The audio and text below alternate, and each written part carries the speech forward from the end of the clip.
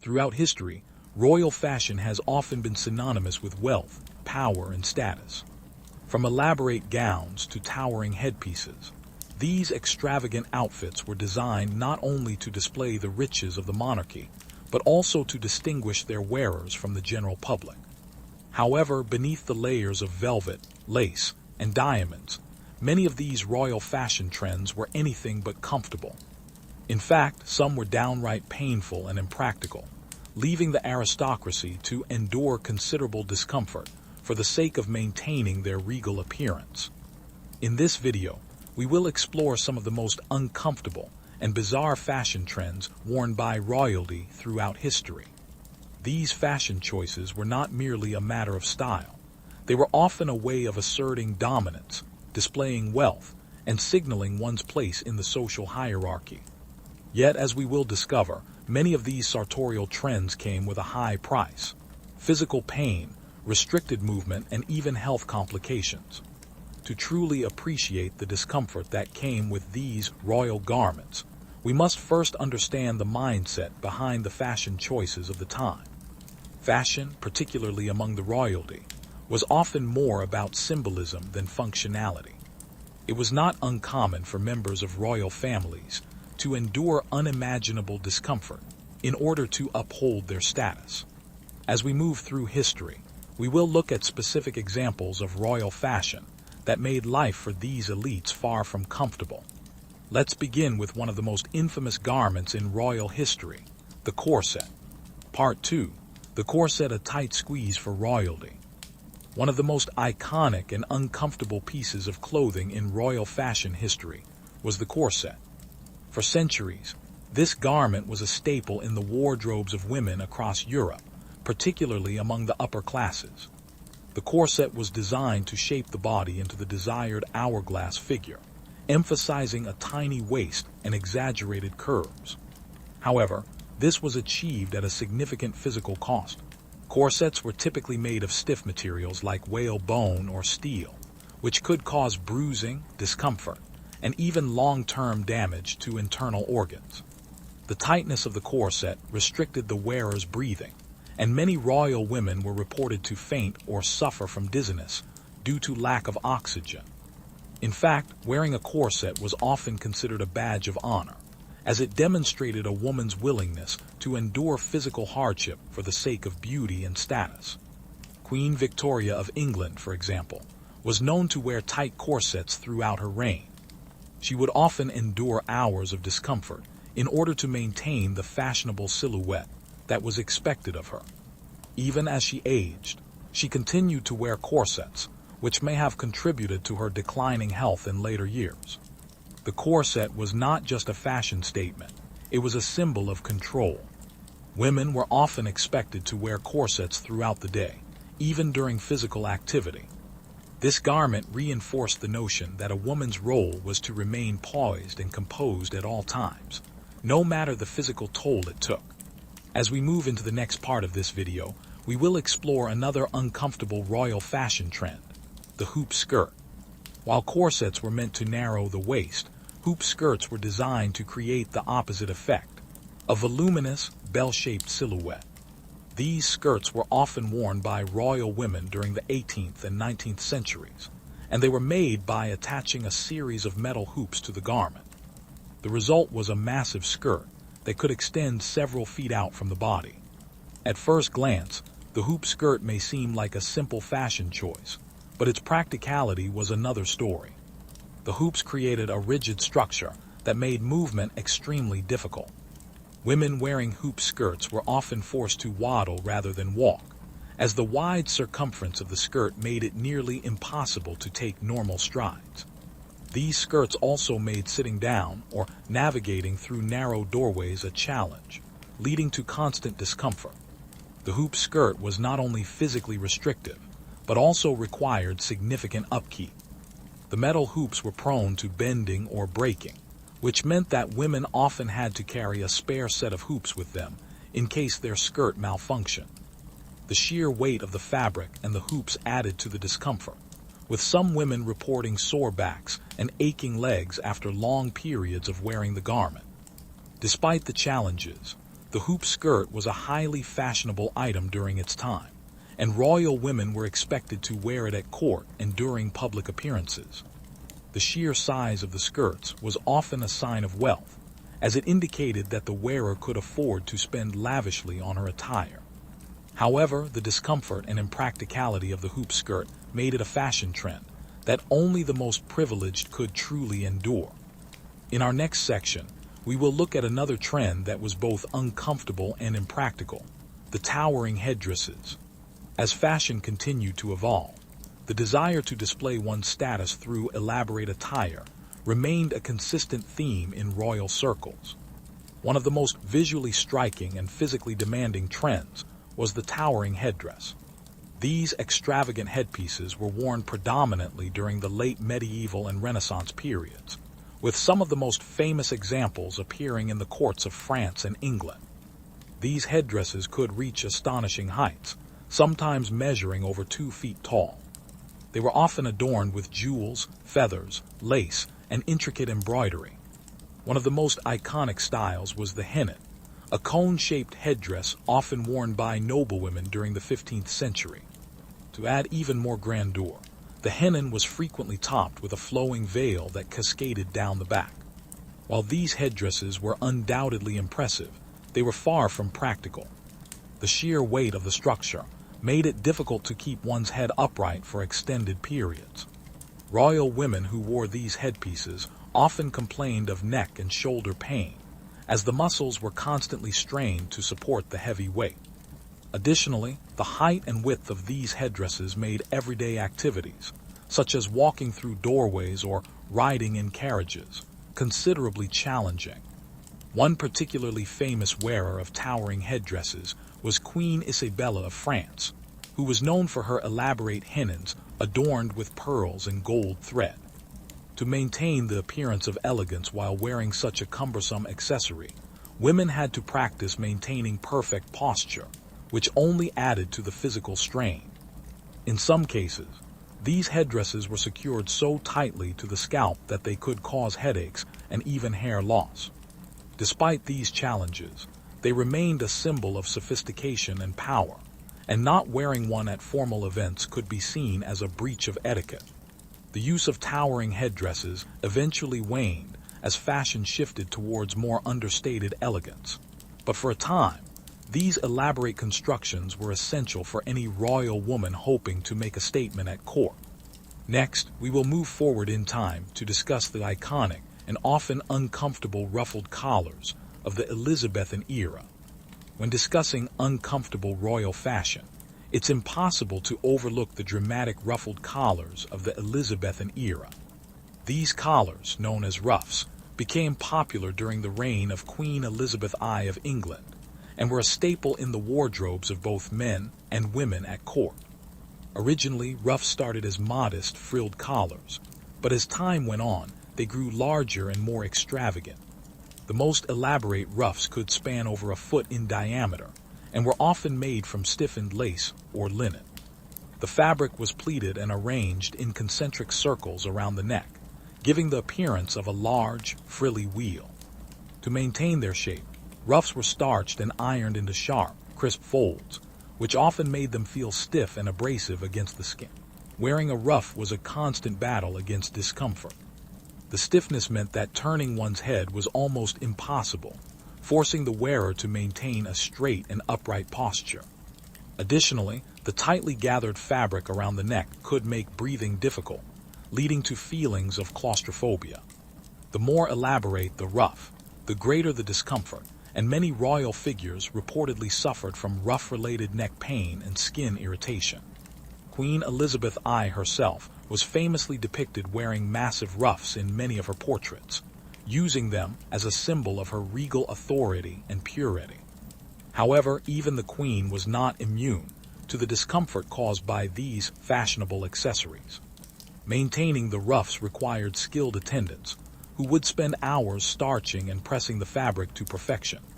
The social pressure to wear ruffs at court meant that even those who found them unbearable had little choice but to comply. An unstarched or wrinkled ruff was seen as a sign of sloppiness and disrespect. As a result, Ruffs remained an integral part of court fashion throughout the late 16th and early 17th centuries, despite their undeniable discomfort. Moving on from ruffled collars, our next segment will explore the extravagance and inconvenience of powdered wigs, which became synonymous with the European aristocracy in the 17th and 18th centuries. The powdered wig, or peruke, became an iconic symbol of European royalty and aristocracy during the 17th and 18th centuries. Originating from France, this trend was popularized by King Louis XIV, who began wearing wigs to cover his thinning hair. Soon, the French court, followed by the rest of Europe, adopted the practice, turning wigs into a fashionable status symbol. These wigs were no small accessory. They were often enormous, with cascading curls and elaborate styling. Made from human hair, horsehair, or even wool, wigs were coated with white powder to signify wealth and status. The powder, typically made from starch and scented with lavender or orange, gave the wigs their characteristic pale hue. Wearing a powdered wig was not a pleasant experience. The wigs were often hot and heavy, causing discomfort during long court sessions or outdoor events. The powdered coating would frequently flake off, leaving white dust on clothing and furniture. To keep them in place, wigs were secured tightly with pins and ribbons, often leading to scalp irritation and headaches. To maintain their wigs, royals and aristocrats employed wig makers who meticulously crafted, cleaned, and repowdered the hairpieces. Wigs could become infested with lice if not properly maintained, adding another layer of discomfort to an already burdensome fashion choice. Even King Louis XIV, the fashion pioneer himself, reportedly found his wigs cumbersome and often removed them when away from public view. Yet the trend persisted for well over a century, as powdered wigs became synonymous with dignity, authority, and social rank. In the next section, we will delve into the peculiar trend of chopines, platform shoes that made walking a balancing act. During the Renaissance, particularly in Venice, women of noble birth and wealth were often seen teetering on platform shoes known as chopines. These shoes were not merely fashion statements, but also symbols of status and social rank. The higher the platform, the more affluent the wearer was presumed to be. Some chopines reached staggering heights of up to 20 inches, effectively transforming walking into a balancing act. Chopines were typically made of wood or cork and covered in luxurious materials such as silk, velvet, or leather. They were often elaborately decorated with embroidery, pearls, and intricate patterns, making them as much a display of wealth as a functional item. However, the functionality was questionable at best. Walking in chopines required assistance, and many noblewomen were accompanied by servants to support them as they moved. The discomfort of wearing chopines extended beyond the obvious difficulty in walking. The height of the platform placed immense pressure on the feet, often causing cramps and soreness after prolonged use. Additionally, the risk of falling was ever present, leading to sprained ankles and bruised knees. Some women, desperate to maintain both their balance and dignity, practiced walking in chopines for hours to perfect their gait. Chopines were so impractical that they were often criticized by contemporary writers and moralists. However, their popularity persisted among the wealthy as a visual declaration of both elegance and social superiority. To wear chopines successfully was to demonstrate not only one's wealth, but also one's poise and grace, qualities highly valued in Renaissance high society. Eventually, the impracticality of chopines led to their decline, as more comfortable and sensible footwear became fashionable. Nonetheless, for a period, these towering shoes were essential for any noblewoman wishing to make an impression at court.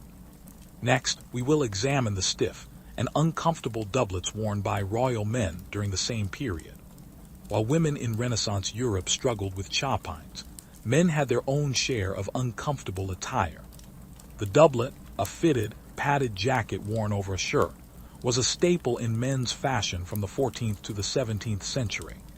Initially designed for warmth and protection, particularly for knights wearing armor, the doublet evolved into a highly fashionable garment among the royal and noble classes. Made from heavy fabrics like velvet, brocade, or leather, doublets were often intricately decorated with embroidery, buttons, and slashing to reveal colorful linings underneath. The padding gave the torso a rigid, box-like shape, emphasizing a narrow waist and broad shoulders, a silhouette that was deemed masculine and authoritative. However, this structure came at a cost. The stiff padding made movement awkward, and the tight fit often restricted breathing. Some doublets were so snug that wearers could barely lift their arms above shoulder height. Additionally, the thick materials could become uncomfortably hot, particularly during formal events that required prolonged wear. One of the most notorious discomforts associated with doublets was the way they constricted the chest. It was not uncommon for men to feel faint or experience difficulty breathing when tightly laced into a doublet. In some cases, the doublets were fastened so securely that removing them without assistance was nearly impossible. Despite these issues, the doublet remained a fixture of royal fashion, partly because it symbolized discipline and control. The well-tailored, militaristic appearance aligned with the ideal of noble masculinity. Even as fashion evolved, the doublet's influence could still be seen in later styles of formal jackets and waistcoats. In the next section, we will transition from Renaissance fashion to the flamboyant attire of the Baroque period, beginning with the towering periwigs worn by monarchs and courtiers alike. By the 17th century, the fashion landscape of Europe had changed once more, ushered in by the extravagance of the Baroque era. One of the most prominent and uncomfortable fashion statements of this period was the periwig, a large, elaborate wig worn primarily by men of the court. These wigs became especially popular in France under the reign of King Louis XIV, and soon spread throughout European aristocracy. Periwigs were often enormous, cascading down the back and shoulders in thick curls. They were powdered to appear white or light gray, aligning with the aesthetic standards of the time. Crafted from human hair, horsehair, or wool, these wigs could weigh several pounds, creating significant discomfort when worn for long periods. The heaviness of the wig put a strain on the neck, and the tight, secure fit could cause headaches. In addition to their physical discomfort, periwigs required extensive maintenance. They were prone to infestations of lice, especially since they were seldom washed. To combat this, wig powder often contained aromatic ingredients meant to mask odors.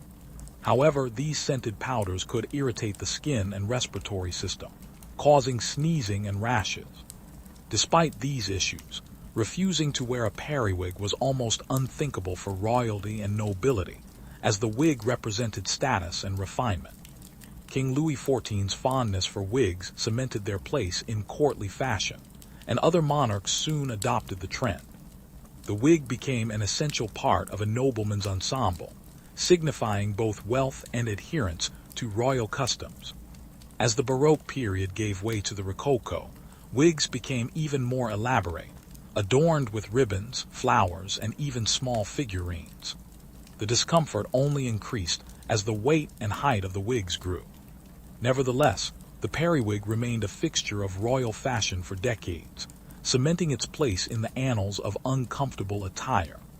Next, we will explore the opulence and inconvenience of hoop petticoats that dominated women's fashion during the Rococo period.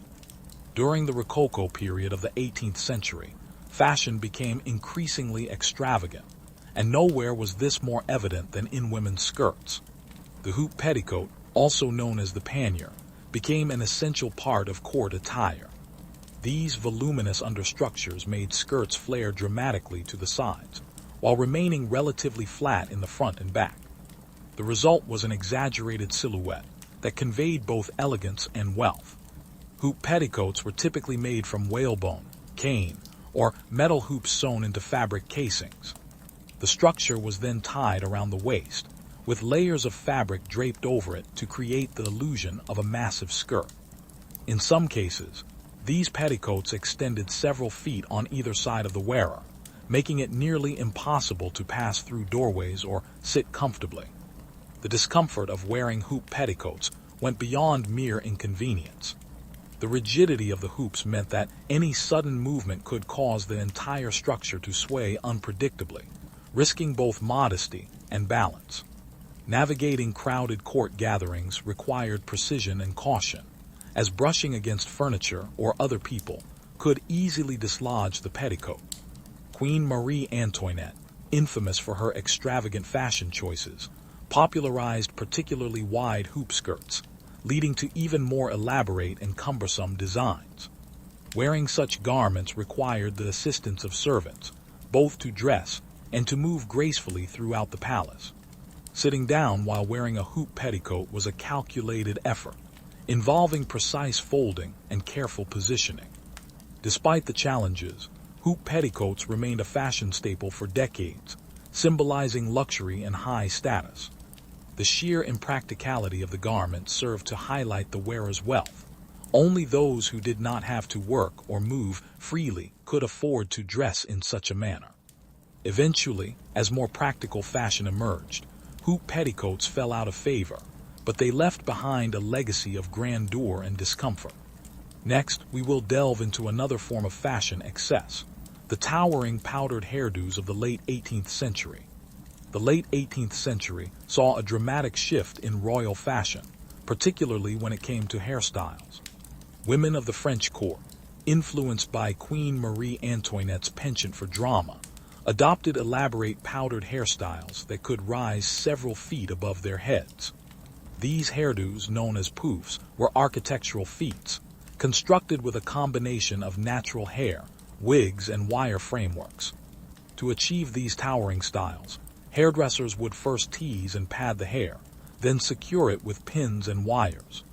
Once the structure was in place, the hair would be powdered white or gray and decorated with a variety of ornaments, ribbons, flowers, feathers, and even miniature ships or pastoral scenes. The goal was not just height, but also thematic extravagance. Wearing such a hairstyle was not only physically demanding, but also required considerable time and effort to assemble. Women would sit for hours as hairdressers crafted the towering structures. Once completed, the hairdos were set with a mixture of pomade and powder, creating a stiff, unmoving appearance that could last for days. Sleeping with such a hairdo was almost impossible, as the elaborate structure could collapse. To preserve their hairstyle, women often slept sitting upright, leaning back against a special padded board. The use of scented powders and pomades also attracted pests, particularly mice, leading to some women covering their hair with protective cages at night. One of the most famous examples of this trend was Marie Antoinette's pouf à la belle poule, which featured a model of a warship to commemorate a French naval victory. While the style made a striking statement, it also highlighted the absurdity and discomfort of high fashion during this period. Eventually, as political and social upheaval swept through France, these extravagant hairstyles fell out of favor, replaced by more modest and practical looks. Yet for a time, these towering hairdos epitomized the lengths to which royals would go to maintain their fashion dominance. Next, we will explore the restrictive and often painful crinolines of the Victorian era. As the 19th century dawned, women's fashion once again took a turn toward structure and volume. The crinoline, a bell-shaped undergarment made of stiffened fabric and later steel hoops, became the standard for achieving the desired wide skirt shape. Initially crafted from horsehair and linen, crinolines evolved into hoop skirts that allowed for even greater volume, while theoretically being lighter than layers of heavy petticoats. However, crinolines presented their own set of challenges. The hoop structure created a bell-shaped silhouette that could span several feet in diameter, making everyday activities nearly impossible. Walking through doorways, climbing stairs, and even sitting down required strategic planning. Women had to lift their skirts gracefully, without revealing too much or upsetting the delicate balance of the crinoline. One of the most significant dangers of crinolines was their flammability. Made from lightweight and airy materials, they could easily catch fire from open flames or gas lamps, leading to numerous fatal accidents. Additionally, the steel hoops could become entangled in carriage wheels or caught on furniture, causing sudden and often painful jerks. Despite these risks, crinolines remained immensely popular, as they created the illusion of a small waist and flowing, graceful movement. Queen Victoria and Empress Eugenie of France were among the prominent royals who wore crinolines, thereby cementing their place in fashion history. As fashion evolved, the crinoline eventually gave way to the more streamlined bustle, which pushed the volume to the back rather than the sides. Yet for several decades, the crinoline was an indispensable part of royal fashion, symbolizing elegance despite its many discomforts. In the next section, we will discuss the corseted uniforms worn by royal men in the 19th century, which emphasize structure and restraint. While corsets are commonly associated with women's fashion, during the 19th century, royal men also embraced a form of corsetry, particularly within military and court uniforms. These structured garments, designed to create a narrow waist and upright posture, were part of the broader trend of emphasizing a disciplined, martial appearance. Men's corseted uniforms were often made from heavy fabrics like wool or brocade, with stiff boning sewn into the lining to create a rigid, form-fitting silhouette.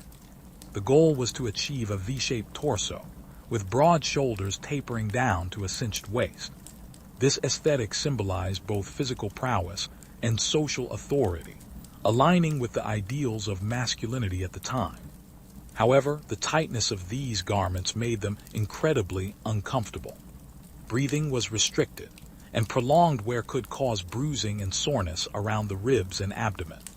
Officers and court officials who spent long hours in these uniforms often complained of fatigue and difficulty moving freely.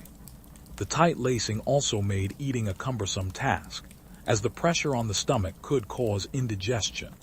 King George IV of England was famously known for his fondness for corseted jackets, even as his waistline expanded with age. To maintain his preferred silhouette, his tailors designed increasingly elaborate garments that concealed his bulk while preserving the fashionable shape. This obsession with appearance often resulted in the king feeling faint or overheated during formal events. Despite their discomfort, these corseted uniforms became a staple in royal wardrobes, particularly for formal military parades and state ceremonies. They projected an image of power and discipline, which was deemed essential for maintaining royal dignity. Eventually, as fashion became more relaxed and practical in the early 20th century, these corseted designs were phased out in favor of more functional attire. Next, we will explore the stiff and restrictive high collars worn by both men and women during the Victorian and Edwardian eras. As fashion moved into the Victorian and Edwardian eras, both men's and women's clothing adopted high, stiff collars that encased the neck like a stylish vise. For men, this meant the starched detachable collar, often worn with formal suits or military uniforms. For women, lace and boned collars became the norm, frequently reaching up to the chin and creating an elongated neck silhouette. Men's collars were typically made from starched linen or cotton and were designed to be detachable for washing. These collars were fastened with metal studs and worn so tightly that they could cause chafing and even minor cuts on the neck. The discomfort was so notorious that the phrase, "getting hot under the collar," became synonymous with agitation or stress. For women, high lace collars were often incorporated into dresses and blouses, stiffened with boning to maintain their shape. These collars, while visually elegant, made head movement challenging and often caused irritation, particularly when worn for extended periods. Additionally, the use of starch to maintain the collar's shape could lead to skin irritation and rashes. The iconic Eton collar, popular among upper-class boys and young men, was particularly rigid, forming a stiff, rounded band around the neck. It was common in British public schools and became a symbol of discipline and propriety, despite being highly uncomfortable to wear for long periods. Perhaps the most extreme example was the so-called father killer collar, so named because of its notorious stiffness and the risk it posed if worn too tightly. If a wearer fainted or fell while wearing one, the collar could press against the windpipe, leading to suffocation.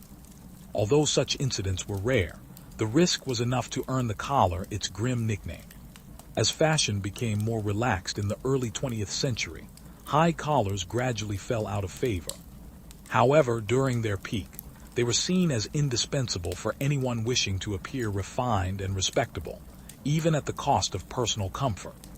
Next, we will discuss the impractical yet fashionable court trains worn by royal women in the 19th and early 20th centuries. For royal women attending formal court events in the 19th and early 20th centuries, no ensemble was complete without an ornate, flowing court train. These long, trailing pieces of fabric, often made of luxurious materials such as velvet, silk, or brocade, were attached to the shoulders or waist and could extend several feet behind the wearer. The purpose of the court train was to convey prestige and grandeur. The longer the train, the higher the status of the wearer. Queen Victoria's court train, for instance, was nearly 18 feet long, while Empress Elizabeth of Austria famously wore elaborate trains adorned with lace and embroidery. However, the elegance of the court train came at a price.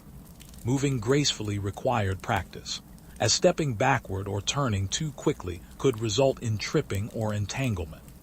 Servants often had to assist in carrying or arranging the train, especially when ascending or descending stairs. Even a slight misstep could send a woman tumbling, making court appearances a calculated performance. The weight of these garments was another issue. Rich fabrics, especially when embellished with jewels or heavy embroidery, made the trains cumbersome. Wearing one for an entire evening could leave the shoulders and lower back aching. Additionally, navigating crowded spaces while ensuring the train did not drag or get stepped on was a constant concern. Despite these drawbacks, court trains remained in vogue as they symbolized regal authority. They were worn for state ceremonies, coronations, and other formal events, where the visual impact outweighed considerations of comfort. Eventually, as modern fashion embraced practicality, the extravagant length of court trains was short, and the style became reserved for weddings or symbolic occasions rather than daily court attire.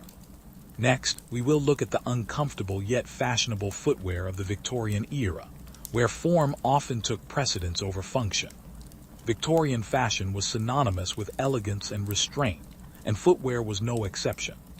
However, achieving the desired dainty and refined look came at a significant cost to comfort and foot health. Victorian shoes, particularly those worn by women of the upper class, were designed to create a slender, pointed foot, often resulting in pain and long-term damage. Women's shoes during this period were typically made of delicate materials such as satin, silk, or fine leather. They featured narrow, pointed toes and low, thin soles that provided little support or cushioning. The most fashionable styles included lace-up boots and heeled slippers, which looked elegant but were incredibly impractical for walking long distances. One of the most discomforting aspects of Victorian footwear was the use of extremely tight lacing. Boots were designed to hug the ankle and calf, emphasizing a slim silhouette. However, this tightness often cut into the skin, causing bruising and even impeding blood circulation.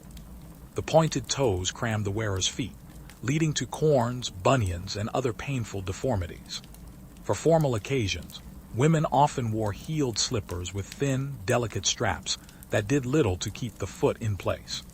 The heels, while modest by modern standards, were precarious enough to make walking on uneven surfaces hazardous. Despite their discomfort, these shoes were highly valued as symbols of refinement and femininity. Men's footwear also followed strict fashion rules, with pointed dress shoes made from stiff leather being the norm. Although less restrictive than women's shoes, they still prioritized appearance over practicality. Walking long distances in these shoes could cause blisters and calluses, but for formal events, enduring the discomfort was considered part of maintaining one's dignity. As industrialization progressed, mass-produced shoes became more available, but even then, comfort remained secondary to style. It wasn't until the late Victorian and early Edwardian periods that more practical footwear designs started to gain popularity, influenced by changing social attitudes toward comfort and mobility. Next, we will examine the fashion challenges posed by heavy ceremonial robes worn by royals during state events and coronations. Throughout history, royal ceremonial robes have been designed to impress and awe. These garments, often richly decorated and elaborately designed, are symbols of power and authority. However, their grandeur often comes with significant discomfort, especially when worn for long, formal ceremonies. One of the most famous examples of ceremonial discomfort is the coronation robes worn by British monarchs. The imperial state robe worn during the coronation is made of heavy velvet and lined with ermine, weighing over 10 kilograms, around 22 pounds. Queen Elizabeth II reportedly found it so cumbersome during her coronation that she had to practice walking with the weight beforehand to avoid tripping. The sheer length of the robe also required pages to carry the train, preventing it from dragging on the ground. These robes are not only physically burdensome, but also remarkably restrictive. The heavy embroidery, often featuring gold thread and precious stones, can weigh down the shoulders and make any movement laborious. Coupled with ceremonial crowns, which can weigh up to 2 kilograms, the ensemble becomes a test of endurance rather than just a display of splendor. Apart from British royalty, similar traditions exist worldwide. In Japan, the ceremonial robes of the emperor, known as the sokutai, consist of multiple layers of silk, some with heavily padded shoulders. These garments, although elegant, are notoriously warm and difficult to manage without assistance. During official rites, the emperor must move with deliberate slowness to avoid disarraying the intricate folds. In Russia, the grand coronation robes of the Tsars, made from heavy brocade and fur, posed similar challenges. Nicholas II, the last Russian emperor, wore a robe so heavy that he reportedly struggled to stand upright during the lengthy coronation ceremony. Even today, ceremonial robes continue to be part of royal tradition. While modern materials have lightened the load somewhat, the focus remains on preserving the historical aesthetic, leaving comfort as a secondary consideration. Next, we will explore the peculiar discomforts of wearing armor as part of royal and noble fashion in the medieval and Renaissance periods. While armor is typically associated with combat, throughout the medieval and Renaissance periods, it also became a fashionable statement among the nobility. Tournament armor, crafted not just for protection but for show, was often ornately decorated with gilding, etchings, and family crests. These suits of armor were worn not only in battle, but also during ceremonial processions and jousting tournaments. The discomfort of wearing full armor is legendary. Even the most carefully crafted suits, tailored specifically for individual wearers, were heavy, often weighing between 30 and 50 kilograms, 66 to 110 pounds. The weight was evenly distributed across the body, but the lack of ventilation made them unbearably hot, especially under the sun. Perspiration would build up, making the interior of the armor slippery and uncomfortable. Moving in armor was also a challenge. While myths about knights being completely immobile are exaggerated, the jointed plates still restricted movement significantly. Bending at the waist or raising arms overhead was nearly impossible. The closed helmets, often with narrow visors, limited vision and made breathing difficult, causing knights to feel claustrophobic. Despite these issues, armor remained a prestigious fashion statement at royal courts. Ceremonial armor, designed for parades and state occasions, often featured impractical elements such as exaggerated crests, feathered plumes, or oversized pauldrons, shoulder plates. King Henry VIII, known for his imposing physical presence, commissioned several sets of ceremonial armor that highlighted his wealth and power, even if they were more for display than actual combat.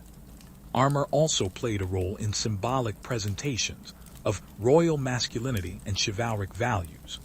During parades and courtly events, Wearing armor signified strength and valor, essential qualities for a monarch. However, once these events were over, the relief of removing the armor was undoubtedly immense. As firearms became more prevalent in warfare, armor's practical use declined, and it transitioned fully into a ceremonial and symbolic role. Yet its legacy as both a fashion statement and a tool of war remains emblematic of the lengths to which royals would go to project power, even at the cost of comfort. The ruff, a starched, pleated collar popular during the late 16th and early 17th centuries, became a symbol of aristocratic fashion, especially among European royals. Originally modest and flat, ruffs evolved into elaborate, circular arrangements of lace or fine linen that framed the face and extended outward in dramatic fashion. Queen Elizabeth I of England popularized the oversized ruff, often made from dozens of yards of fabric, meticulously pleated and stiffened with starch. These ruffs were fastened at the neck with cords and held in place with wires, creating an almost sculptural effect. Some ruffs could reach up to a foot in diameter, transforming the wearer's silhouette into something resembling a blooming flower. While visually impressive, wearing a ruff was far from comfortable. The tightness around the neck could make breathing difficult, and the stiffness caused chafing and skin irritation. Eating while wearing a ruff was nearly impossible, as the fabric blocked any forward movement of the jaw. As a result, royals often had to remove the ruff during meals, which could be a cumbersome process. Maintaining a ruff's pristine appearance required constant care. The delicate lace needed frequent washing, starching, and restarching to retain its crispness. Servants spent hours ironing the pleats to perfection. If not handled carefully, the structure could wilt or become uneven, ruining the desired symmetry. The ruff remained in vogue for several decades, symbolizing regal dignity and social rank. However, as fashion moved towards more relaxed silhouettes in the 17th century, ruffs gradually gave way to softer lace collars, allowing wearers to move and breathe more freely. Next, we will discuss the impractical yet fashionable powdered wigs worn by both male and female royals during the 17th and 18th centuries. In the 17th and 18th centuries, powdered wigs became an essential component of royal fashion, signifying power, wealth, and sophistication. Initially popularized by King Louis XIV of France to cover his balding head, wigs soon became a courtly standard across Europe. These wigs, made from horsehair, human hair, or goat hair, were often enormous, cascading down the shoulders in elaborate curls. To achieve the signature white or gray color, wigs were dusted with scented powder, which not only served as a fashion statement, but also masked any unpleasant odors. The powder often contained ingredients like starch and flour, which could irritate the scalp and cause itching. Wearing a wig was no simple task. The elaborate constructions were heavy, hot, and prone to shifting. To secure them, wearers would fasten the wigs tightly with pins or ribbons, which could cause headaches after prolonged use. In some cases, wigs were so voluminous that they would catch on door frames or get entangled in carriage interiors. Maintenance was also a major challenge. Wigs required regular cleaning and repowdering, often involving a team of hairdressers. Because they could harbor lice, wearers sometimes slept in protective caps to minimize contact. Despite the discomfort, powdered wigs remained fashionable for over a century, symbolizing nobility and refinement. Next, we will explore the binding fashion of the 18th century stays, which shaped the female silhouette, but caused significant physical strain. In the 18th century, before the iconic Victorian corset took hold, women's fashion was dominated by stays, stiff, structured undergarments designed to shape the torso into a conical form. Unlike later corsets that emphasized an hourglass figure, stays focused on flattening the bust and narrowing the waist, creating an inverted triangular silhouette. Stays were constructed from layers of sturdy fabric like linen or cotton, reinforced with boning made from whalebone, wood, or metal. The garment laced tightly at the back or front, compressing the ribs and abdomen to achieve the desired shape. Wealthier women wore stays elaborately embroidered or adorned with lace, while working-class women wore simpler, more practical versions. The physical discomfort of stays was considerable. The rigid boning restricted movement, making it difficult to bend, twist, or even breathe deeply. Women reported aching shoulders, bruised ribs, and chronic back pain after prolonged wear. Additionally, the pressure on the abdomen could lead to digestive problems and fainting spells, particularly during social events where tight lacing was expected. Despite their obvious discomfort, stays were considered indispensable for achieving the fashionable silhouette of the period. To forego wearing them was seen as unseemly, and even young girls were introduced to light stays to accustom them to the shape. It wasn't until the early 19th century, with the rise of the Regency fashion's high waistlines, that stays began to give way to softer, less restrictive underpinnings. Next, we will examine the impractical fashion of codpieces in the Renaissance, which emphasized masculinity, but often bordered on the absurd. During the Renaissance, fashion for men took a bold and unexpected turn with the introduction of the codpiece, a padded, protruding pouch worn over the groin. Originally designed as a practical solution to cover the open fronts of hose, tight-fitting trousers, the codpiece evolved into a flamboyant fashion statement. Codpieces were often elaborately decorated with embroidery, jewels, and even metal plating. As the trend progressed, they grew larger and more exaggerated, symbolizing virility and social status. Nobles would commission increasingly ostentatious codpieces to display their masculinity and wealth, with some featuring intricate patterns and symbolic motifs. While codpieces may have looked impressive, they were undeniably awkward. Walking or sitting with such an appendage could be cumbersome, and their weight, especially when adorned with heavy embellishments, made them impractical for everyday wear. Moreover, the padding, often made from cloth or straw, could become damp and uncomfortable, especially during warmer weather. Despite their impracticality, codpieces remained popular for several decades before falling out of favor in the late 16th century. Historians believe the decline of the codpiece was influenced by changing attitudes toward modesty and a move toward more restrained fashion. Today, they serve as a peculiar reminder of how far fashion can go when driven by cultural ideals of power and masculinity.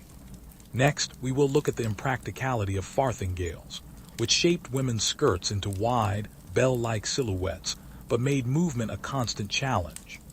Among the most iconic and cumbersome fashion trends of the Renaissance and Elizabethan eras was the farthingale, a structural undergarment designed to give skirts an impressive, bell-like silhouette. Farthingales, worn predominantly by aristocratic women, were more than just fashion statements. They were symbols of wealth, status, and the wearer's proximity to the royal court. However, behind their grandiose appearance lay a world of discomfort and impracticality. Farthingales originated in Spain during the late 15th century, initially designed to give gowns a modest, elongated shape.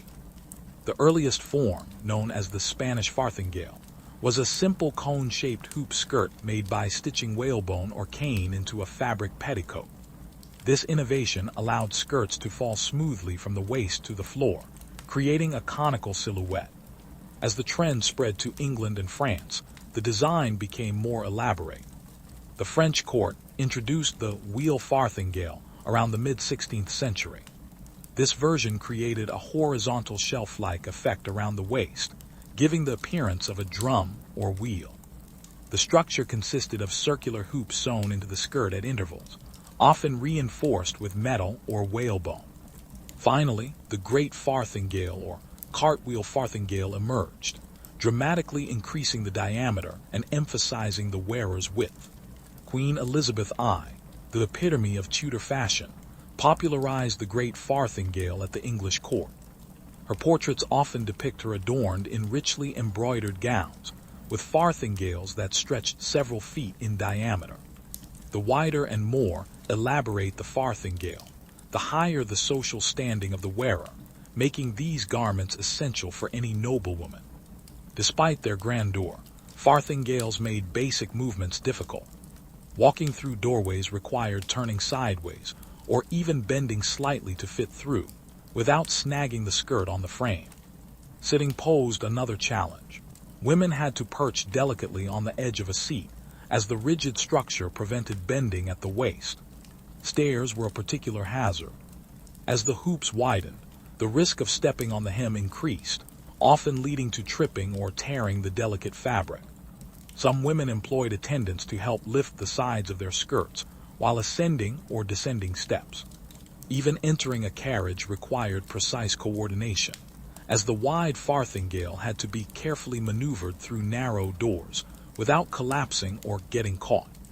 Ballroom dancing also became a careful art rather than a spontaneous activity. Partners had to maintain a respectful distance to avoid entangling their legs in the other's farthingale. Gentle, gliding movements replaced more vigorous steps, and elaborate dances were choreographed to accommodate the wide skirts. Beyond restricting movement, farthingales were notoriously uncomfortable. The rigid hoops pressed against the body, leaving marks on the hips and lower back after prolonged wear.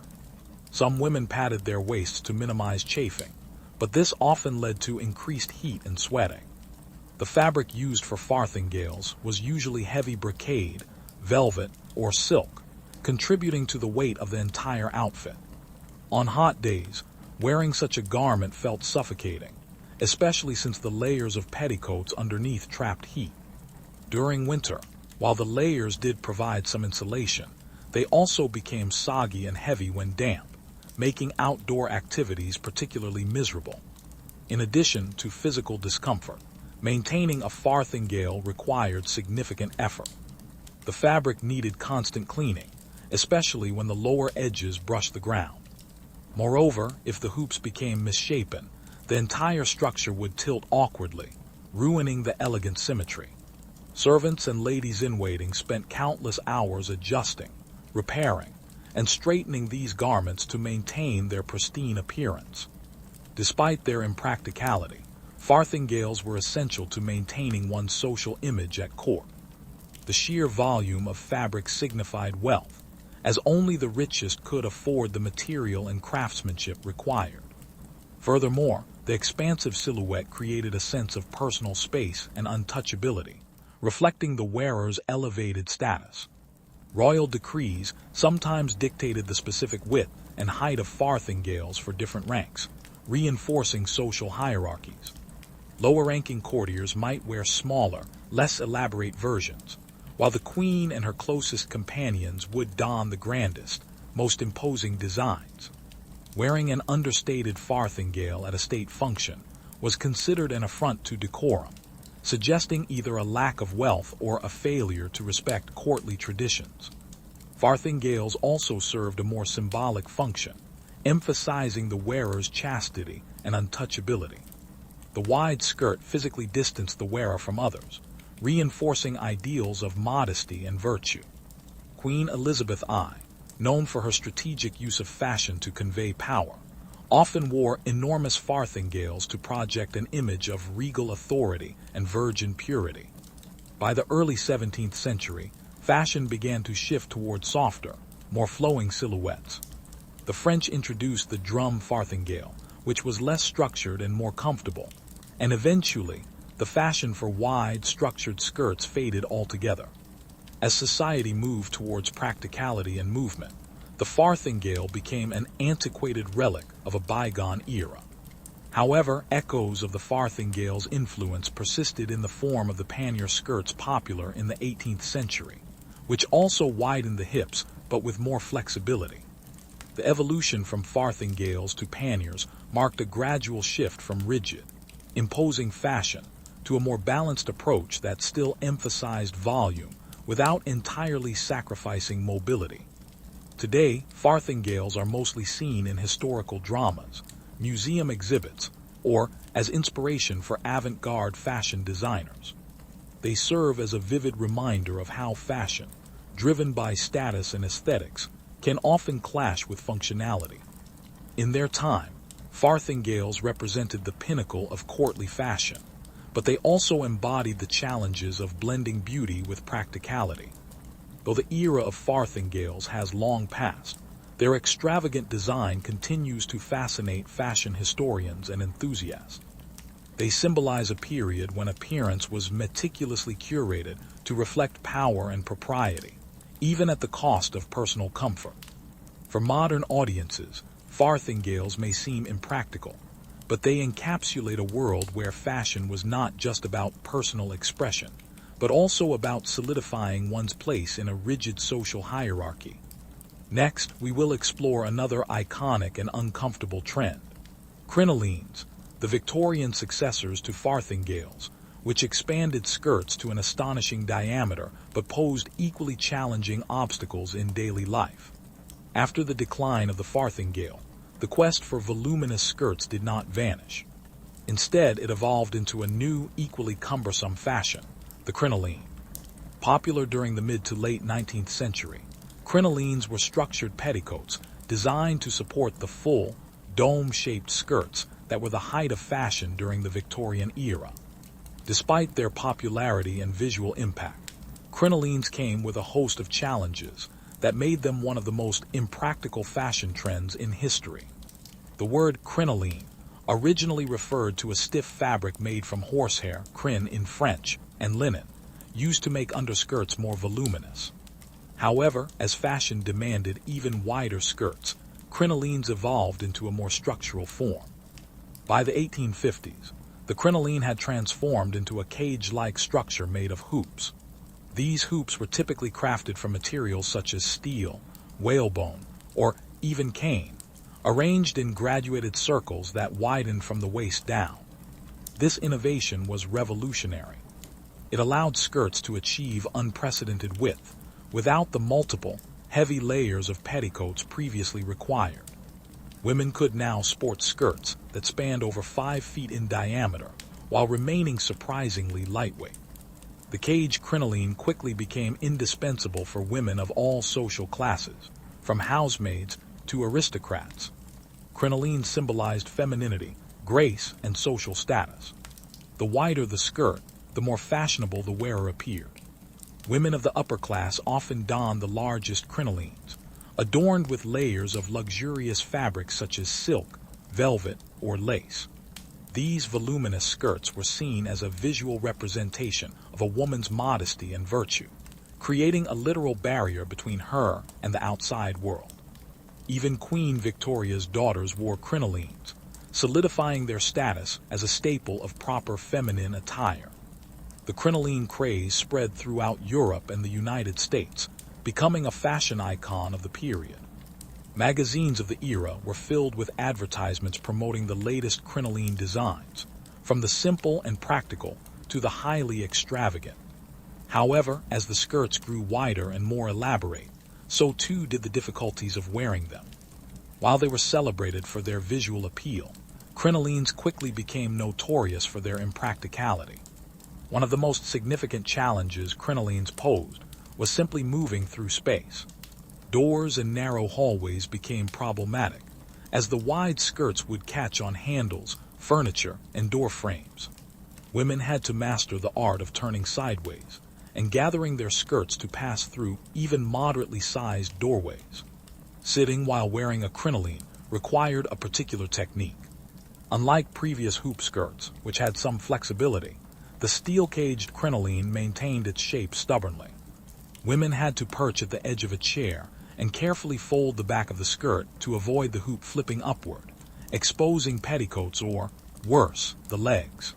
Public transport was equally challenging, as the large skirts made it nearly impossible to sit without occupying multiple seats.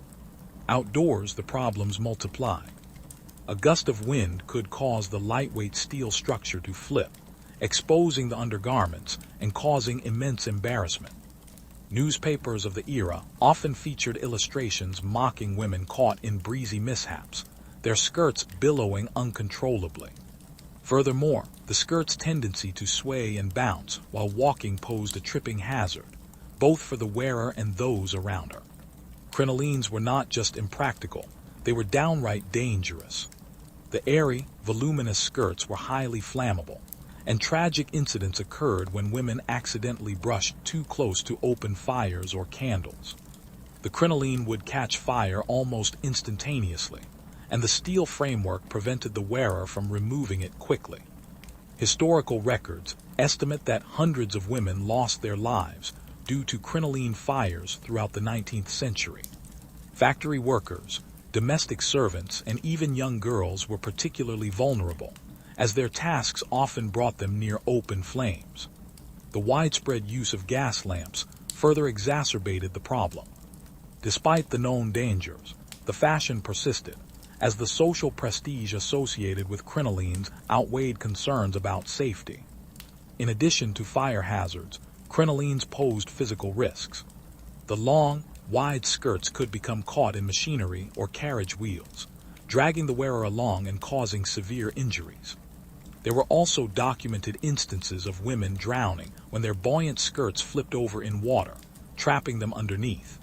As the dangers and impracticalities of crinolines became more apparent, public sentiment began to shift.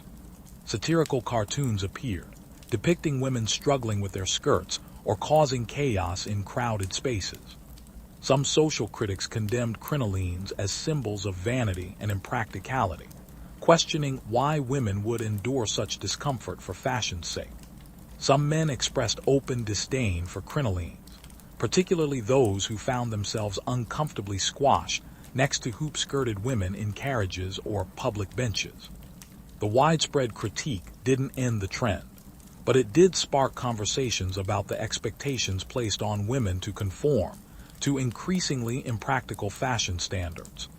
By the late 1860s, the crinoline began to shrink in size, eventually giving way to the crinolette, a modified version that focused more on back volume rather than an all-around circumference.